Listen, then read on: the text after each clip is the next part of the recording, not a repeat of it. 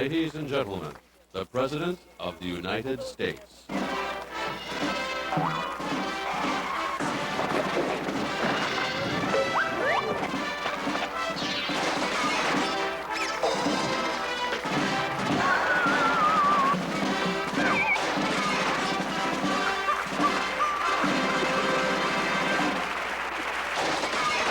Hail to the chief indeed. Hi everybody, I'm Mike Jurek, and welcome to this lighthearted look at the American presidency. I guess it's no surprise that some of the world's most powerful leaders have also provided some of the most hilarious moments in political history. Read my lips. I did show my scar. I knew Thomas Jefferson. Who am I? I'm Gerald Ford, and you're not. I'm not a crook. Why am I here? The question is whether we're going to go forward to tomorrow or we're going to go past to the back.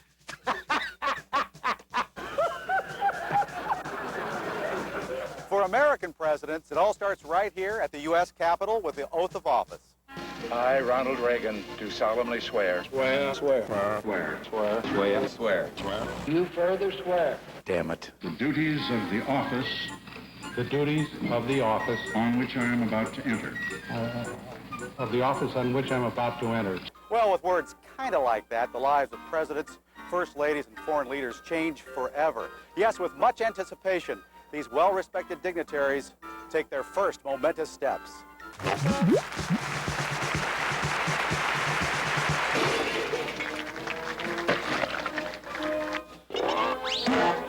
Wildflowers.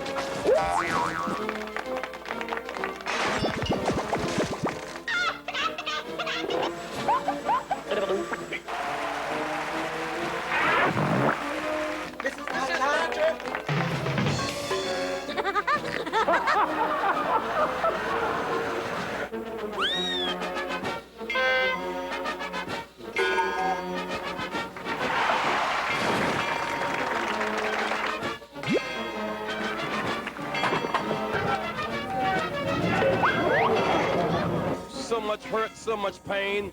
Every once in a while, you'll see something like this happen because he is really barreling.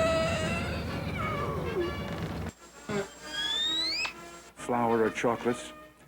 In his own words, I felt the atmosphere in Russia. I identified with them and tried to put it all into my playing. So many wounds. Right.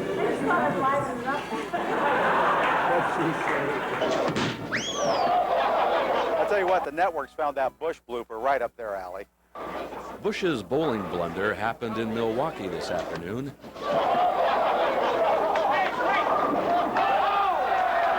We are happy to report the president is fine, and he picked up his spare and his pride before leaving. And I'm tired of being embarrassed. I feel right at home in this gymnasium. Of course, there have been plenty of candidates ready to take the plunge.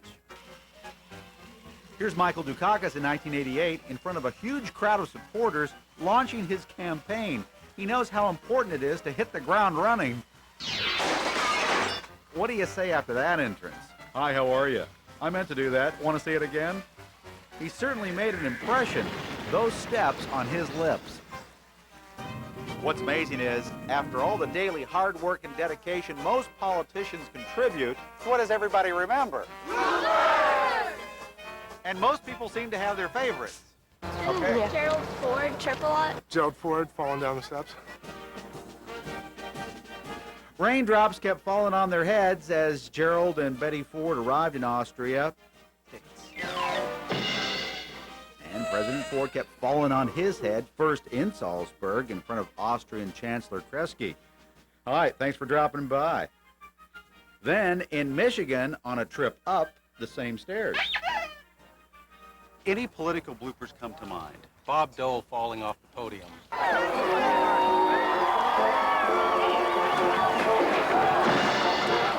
He bounced right back up, though. Yeah, he's, and this was before Viagra.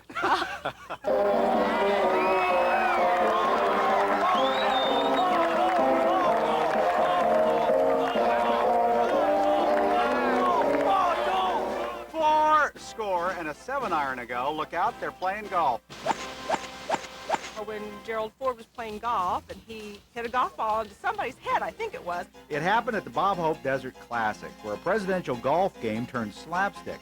Clinton hit the traps, Ford hit the cactus, and Bush hit just about everything else.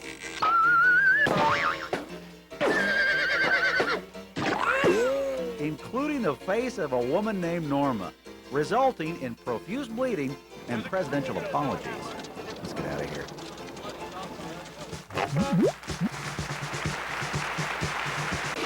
Even under intense scrutiny, heads of state are expected to walk the walk, talk the talk of a powerful, high-profile world leader. Chicken, I gotta be careful, chicken fecal coliform bacteria. Damn it. Bacteria. He's got to look good. It's totally crooked. You just not kidding. Sound good.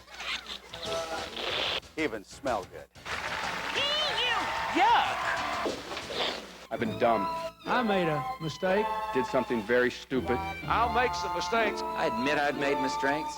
Any others come to mind? Potato blooper. Dan Quill, potato. Tomato. Didn't know how to spell potato. Add one little bit on the end. Think of potato. How's it?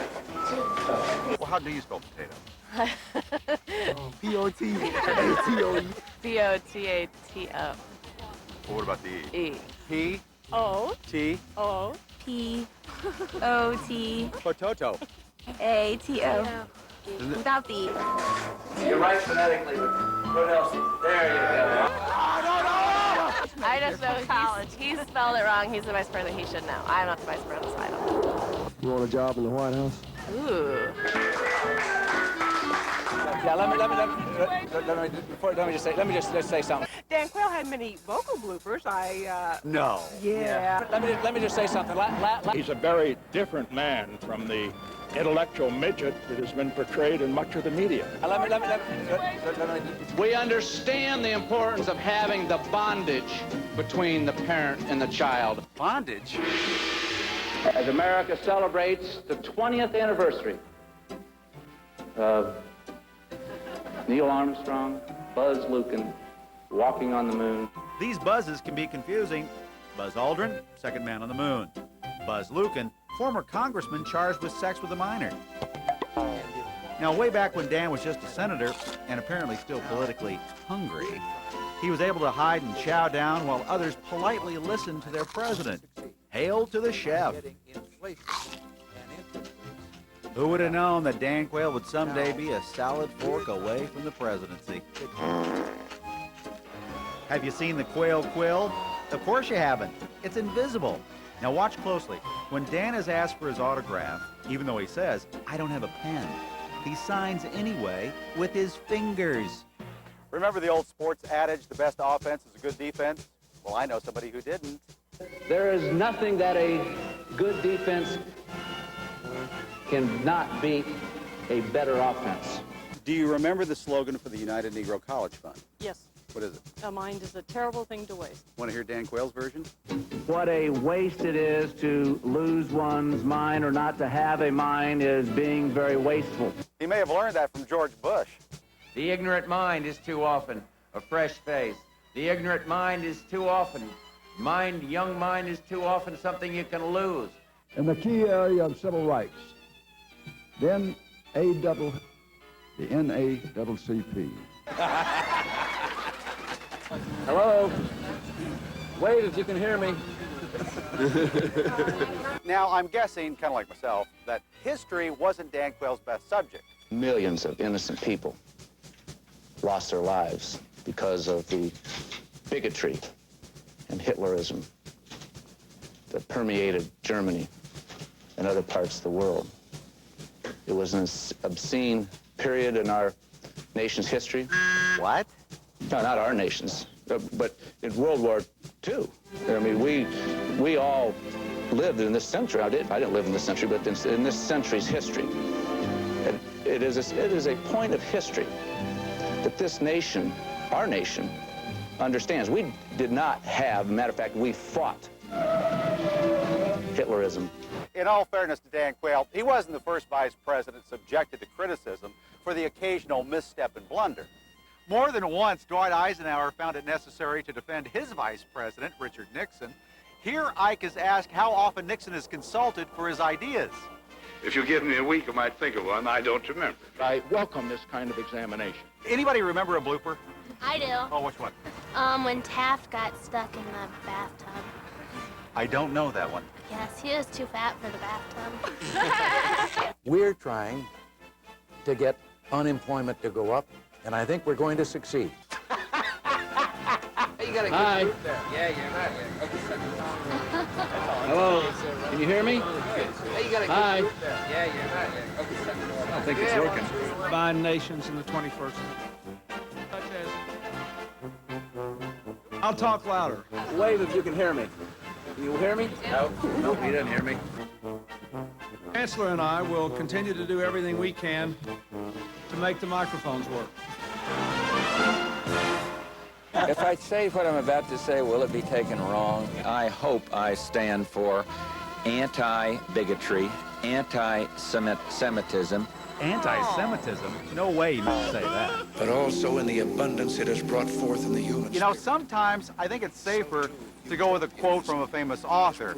Let's say Albert Camus. Albert Camus once predicted. Okay, bad idea. You ain't seen nothing yet. You ain't seen nothing yet. You ain't seen nothing yet. Doing everything we can. Well, I'm a country music fan. I love it, always have. Yes, and his favorite group is the Nitty Gritty Dirt Band. I said to him, you know, there's another one that the Nitty Great. And I defy anyone to say that and chew gum at the same time. There are two major promises he has not been able to keep, and those are the promises to put more Americans back to work, and the second promise is the promise to, what is that second promise? Recently, I received a letter from Masayasu Okamura. Oh, damn it. Let me say that name again. What?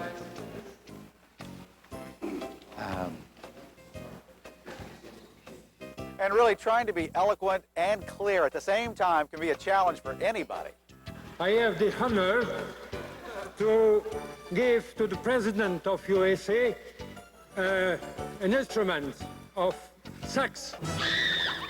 You know, and speaking of sex, I never knew that George Bush and Ronald Reagan were so close. A word about the president. For 7.5 years, I've worked alongside him, and I'm proud to have been his partner. And we've had triumphs. We've made some mistakes. We've had some sex. No! We've had some sex setbacks. Sometimes I feel like the... There is so much talk of sex in Washington, D.C., even the Washington Monument is packing protection. You rub up and down against that warm pipe and have babies. With a politician's busy schedule, it's apparently fairly easy to lose track of time. For instance, Dan Quayle's about 200 years off. This is where the Continental Congress met over 200 years ago during the American Revolution. So Lancaster was actually the capital of our nation for one day in 1977. Nixon is doing better, only 100 years off. The year 1881 will come.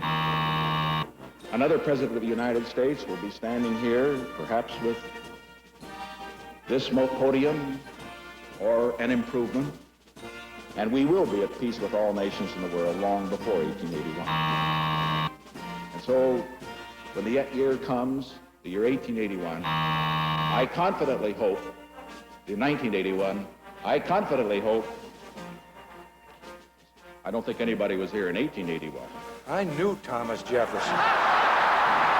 But Bob Dole is doing just dandy, only 40 years off. I'm going to pitch a no-hitter from now to November 5. The Brooklyn Dodgers had a no-hitter last night, and I'm going to follow what Nomo did. It seems to me there's some confusion here, or haziness that possibly needs a lot of clarification. And there's a lot of idiots that don't understand that. You've heard of the body politic. Well, in Russia, it's more like the body slam politic. Take that tort and shove it. I'm gonna filibuster your face. What the hell is going on here? This is politics. Big, enthusiastic, and that's the Democratic style, too. Hey, I don't want to throw cold water on your ideas, just on you. Talk about a circus atmosphere. It's politics Russian style.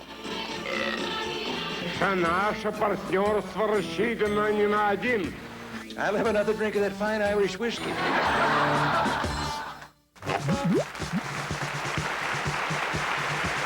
Actually, Bill Clinton wants to kick off this set of bloopers. Are you ready to start? Well, yes, I am. You know, there are numerous occasions when a renowned dignitary wants to be seen by millions and millions of people. They're called photo ops, short for photo opportunities, a brief opportunity for a politician to look and sound his best. He gets to look like a regular guy, a regular man about town, not afraid to rub elbows with us common folk. Okay, Bill. Go! Now, a quick quail photo op on Air Force One with an Elvis impersonator might be fun if it's quick. But this E doesn't do quickies. Dan's going to get the whole song, all verses. Yes, I love you so. Love me tender. Love We just wanted to show you what the map of the United States looks like as of 8 o'clock tonight. Hey! It's all yours. all my dreams fulfilled. Oh, my darling, I love you. Here's Richard Nixon hanging with country folk at the Grand Ole Opry. Now, so turn your hand over and let it go up. Turn your hand over and let it go up. Now jerk it back.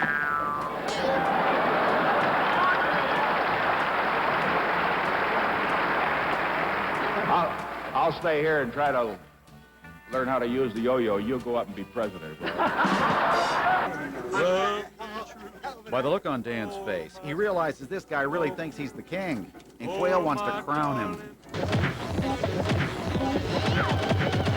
How about any of the, like, mistakes falling down, saying silly stuff? Oh, we saw George Bush, Bush passed out. And throwing up. That was in Japan, wasn't it? Yeah, in Japan, throwing up. Yes, while he and the First Lady attended a dinner hosted by Japanese Prime Minister Miyazawa, George leaned over near the Prime Minister's lap and hurled.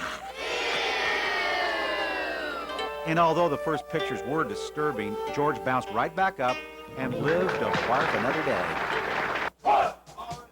I think these guys have been hanging out with Margaret Thatcher. A rather bizarre blooper happened just up this driveway during the Ford administration. Now, as the car pulls up the driveway, watch the soldier on the end of the line. I'm not moving. I'm not moving. They told me not to move. I'm not moving. I'm not moving. Okay, I'm moving. And really hot days should be avoided when scheduling photo ops.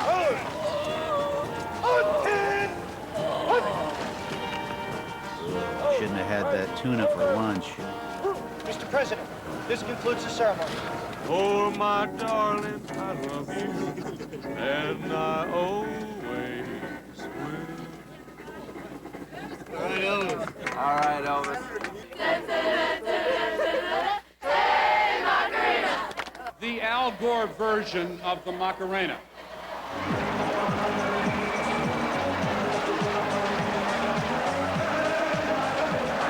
Would you like to see it again? In the caucus campaign.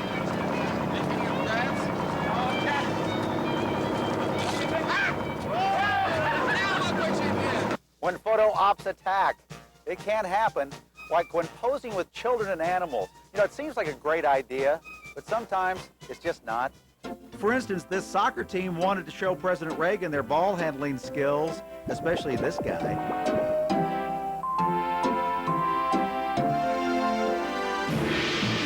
Oops, I guess this security guard was not a soccer fan.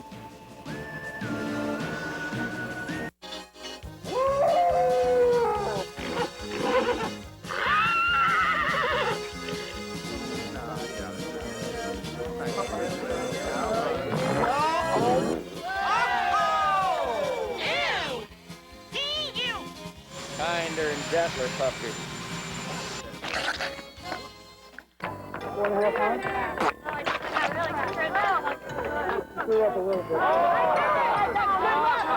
good luck. That's good luck. Well, quick, give me a lotto ticket and a sick baby. Okay, he's not a sick baby, but he plays one on TV. Kim Scott and her students are in from Texas to remind us of who is Jessica McClure. She's a little girl that fell into the well. And she visited George Bush when he was in the White House. Want to see what happened? Yes. Check this out. Well, how are you? Nice to see you again. And look who's here. Hi, Jessica. You don't remember me, but I sure remember you. Hi, how are you? Because of the great outpouring that we had from people all over the country, literally all over the world, congratulating us, praying for us, telling us how pleased and proud they were, we came to realize that these kinds of things happen in other communities, too. As a matter of fact, they happen a lot more often than we really realize. We'd like to call on President Bush, on behalf of all Midlanders and the citizens of the United States, to present this award.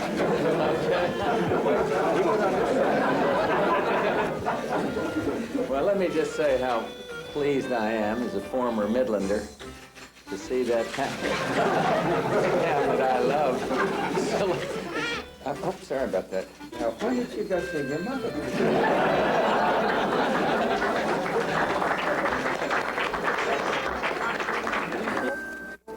And when it's time for this little girl to go back to her mom, George Bush is ready with a push.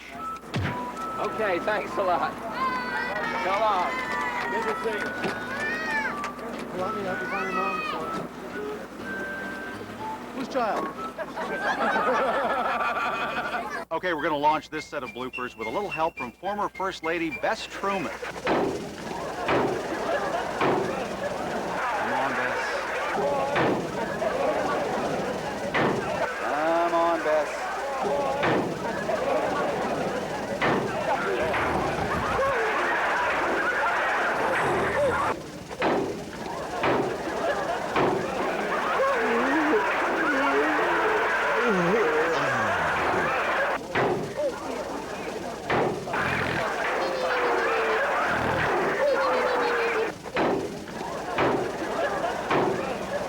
Okay. It's fairly safe to say that no other group of people endure as much constant scrutiny as heads of state. So many of us are caught in the blur of events. Imagine someone watching every move you make, hearing everything you say, peering closely at every minute of your waking day, from sunup to way past sundown. You're bound to make a few mistakes. So why would anyone want to put themselves through all that? Well, it's indoor work and no heavy lifting. Presidential campaigns are tough, they're exhausting, grueling, extremely chaotic. No wonder even seasoned politicians get a little disoriented sometimes, like this New Hampshire representative offering his support to candidate Steve Forbes. That's Steve Forbes. I believe that the best persons to represent us in the United States as president is Mr. John Ford, and I do hereby offer all my support for you for presidency. Congratulations. Thank you. Thank you very, very much. Now listen very closely to this introduction of George Bush. My friends, it's with a great deal of pride that I present to you a president who wants to cut jobs, who wants to cut taxes to cut jobs, who wants to stop the regulations and cut the jobs. Say what? Of course, George Bush could use some help on his introduction of New York Mayor Rudy Giuliani. I would like to commend our three mayoral candidates, Rudolph Giuliani, Rudy. And in 1988, Barry Goldwater, a former presidential candidate himself, had visions of a moderate candidate, a combination of George Bush and Michael Dukakis. Great thing that you and I have to do in the coming 2 months is to make darn sure that George Dukakis is brought to light. That somebody points the finger and says, hey, George, where were you? But we're very honored to be back in San Francisco. We're here for a great convention. We had a great convention. Or San Diego, sure, yeah. Where were you? I'm just waiting for one of you to come up with a robot that can give a public speech.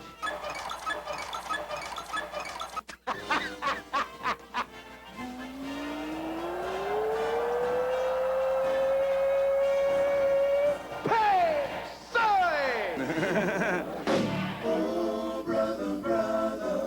And that brings us to the brother blooper. I think it has a nice little ring to it, doesn't it? Would you like a beer or a drink, anybody? I went to Libya. I was invited to Libya, and I never had been to North Africa, and I went. No way. They're concerned because of the reputation Libya has, which I agree it's not good, but it's, I think it's false. Oh, God.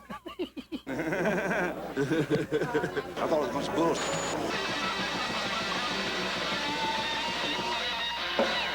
But Clinton and Carter's kin can't compare to what may be coming. Rudy's crew. I, Rudolph William Giuliani. Do solemnly swear. Do solemnly swear. Yes, it's New York Mayor Giuliani. Rudy.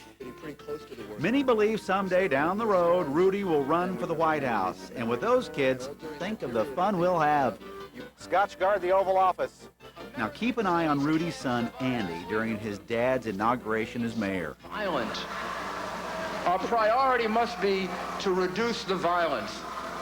I'll place a much greater emphasis on stricter enforcement of the law, to reverse the growing trend of ever-increasing tolerance for lawless behavior. We're all rooting for Rudy because we want him and his kids in the White House, so we have tons of material for our next tape. Sometimes heads of state say or do something that is intentionally funny. No, really, it does happen. In fact, world leaders are most charming and often at their best when they make light of something serious or they're poking a little fun at themselves. Like when Ronald Reagan, not long after being shot, fired back this line. We can make our beloved country the source of all the dreams and the opportunities that she was... Missed me. I've just come from burying a time capsule in the backyard. Right outside of near the Rose Garden here. No live congressman went into it, and But occasionally do something, you know, not too often. I think the House has passed National Peach Month this year, and we're going to act on it soon. I will not make age an issue of this campaign. I am not going to exploit, for political purposes, my opponent's youth and inexperience. I have a lot in common with Idaho. We are both famous for the potato. When Republican leaders criticized FDR and his family for wasting taxpayers' money by taking their puppy, Fala, abroad on official business, FDR responded this way.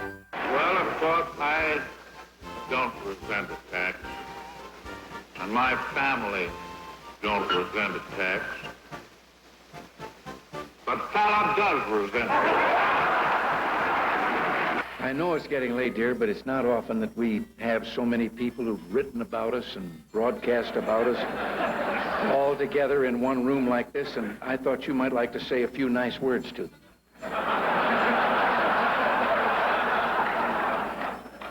They're all from the press and radio and television. Maybe just a friendly little greeting would do.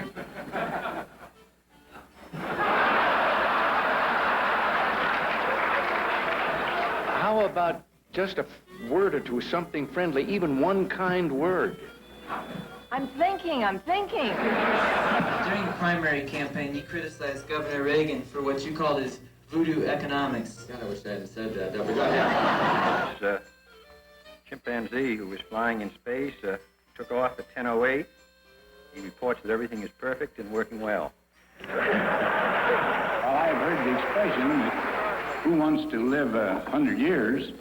I can tell him for sure there's one man, that's the man that's 99. Now, I've been told that this is all off the record and that the cameras are all off. Is that right? Huh? I was told that because I've been waiting years to do this.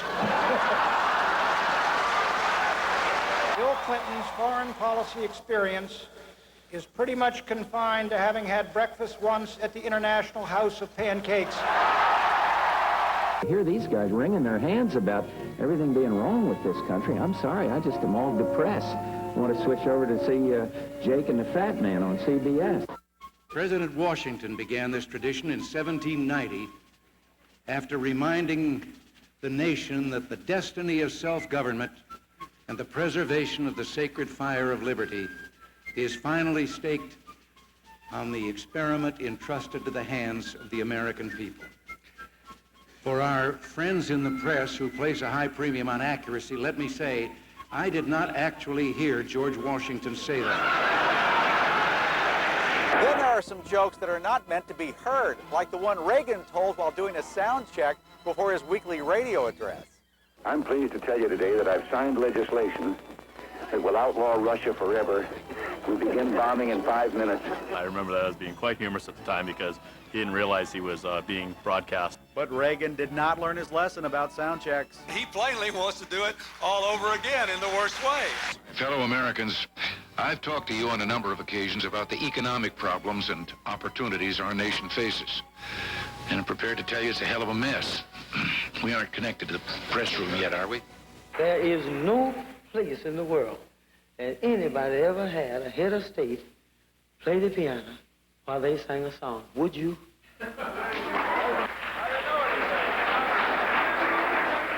Anything you play, I know.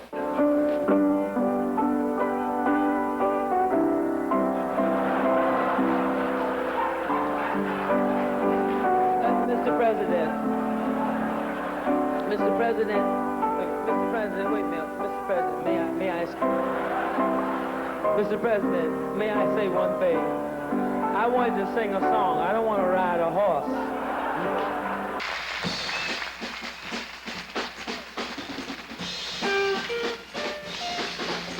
Nixon now. Nixon now more than ever. Nixon now more than ever. More than ever we need Nixon now. Nixon now more than ever. Nixon now more than ever. More than ever we need Nixon now. Nixon now more than ever. Nixon now more than ever. More than ever we need Nixon now. Nixon now more than ever. Nixon now more than ever. More than ever we need Nixon now. Well, I hope you've enjoyed this study of the silly side of statesmanship. And remember one thing, if you ever decide to run for president, we'll be watching.